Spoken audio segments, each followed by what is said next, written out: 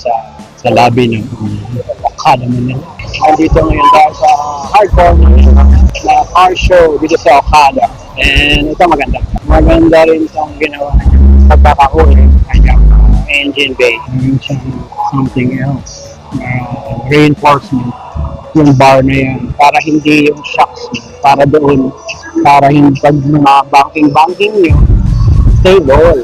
Always the yellow is the most attractive. Yellow. Ito yellow. Toyota. Ito lang gusto ko yung yellow. Yellow Toyota. So, your Evo, kulay yellow. Very attractive ang yellow. Yung cute ang yellow talaga. Oh my God, yung chika.